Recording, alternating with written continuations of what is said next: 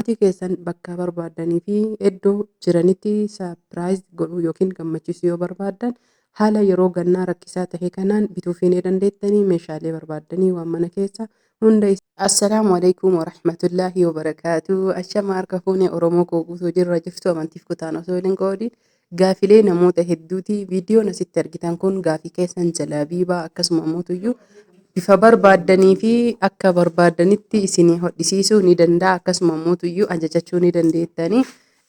Gaafilee hedduudha ka gaafii isinitti ta'ee namoonni hedduun eessa jirtaa warri jettan biyya keessa jira. Dhiifama gufanna qabee lafti ganna diriyaalee bifa barbaaddanii fi akkasuma mootuyyuu diizaayinii barbaaddaniin akkaataa isin barbaaddaniin hodhaa barbaaddanii akkasuma immoo hodhaa malee barbaaddanii shiitallee hunda isaatu kan isinii qopheessine isiniif erginu taha.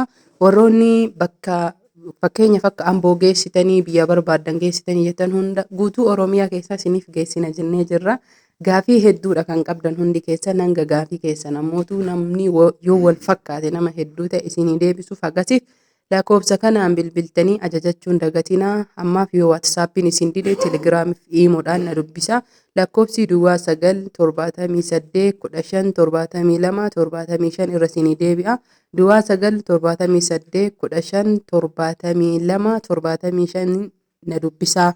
San qofa osoo hin tahin wantoota barbaaddan meeshaalee hedduudha. Uffata qofaa miti uffata diizaayinii barbaaddanii fi akkasuma mootuyyuu faashina isin jaalattan qamisii irraa tahee akkasuma mootuyyuu abaayaa, diriyaa, fustaana, gurdii wantoota hedduu walirratti wal fakkeessinee isinii hodhisiisuun uffata aadaallee bifa ammayyaatiin yookiin akkaataa godhannaan isaa miidhagaa tahee fi bareedaa taheen isiniif hojjechuu yookiin ammoo hojjechiisuu ni dandeenya. Qophaa'allee isinii bituu ni dandeenya. Namoonni ammoo meeshaa biyya alaa irraa galchitan hundi keessanuyyuu biyya keessatti osoo bitattanii bareedaa meessa moonatti inshaallah rabbi alaafisuu ijoollee wayii maqaa kiyyaan kaahattee jirti akka carraa jechuudha. Waciin isaa akkasuma mootuyyuu mee wanni hundi hagam akka nuufitu yoo haalan naaf mijatee naaf danda'ame Finfinnee yeroo deemu isiniif waraaba. Jalabii barbaaddan bifa barbaadaniin bifa isintu filata kan akka fakkeenyatitti isinii fide ajajadhaa isiniin jedhaa. Meeshaa hunda meeshaa aadaa irraa isin akka hin darbine lakkoofsi bilbilaa irra deebi'uun duwwaa 9781572 heloo jechuun ajajadha. Kunis isiniif dhufee jira.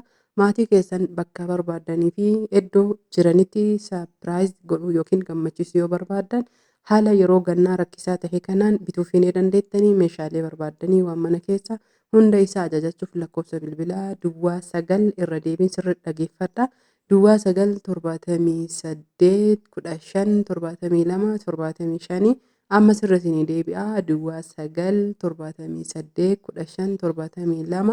978157275 jechuun Razaan Ooroo irraa ajajachuu ni dandeettanii meeshaalee mana keessaa barbaaddanii akkasuma mootuyyuu kan nyaataa kan dhugaatii fi kan akkasuma immoo itti fayyadamnu afataa kan gola hirribaa fi saalonaa barbaaddanii algaa waan barbaaddan hunda ajajachuuf jecha lakkoofsa kanaan na dubbisa. Namoonni eessa jirta jettanii gaafii adda addaa na gaafattaniif ani biyya keessa jira isiniin jedha. Kanaaf biyya keessa waan jiruuf hojiirra waan tureef xiqqoo haalan natti mijannee viidiyoo irraa yookiin ammoo hojii onlaayinii irraa xiqqoo addaan kutee ture. Amma bifa haarayaaf karaa haarayaan dhufee isin wajjin hojjechuuf wal taanee jirra jirtu isiniin jedha. Hanga viidiyoo biraatiin walitti deebinutti isin jaaladha.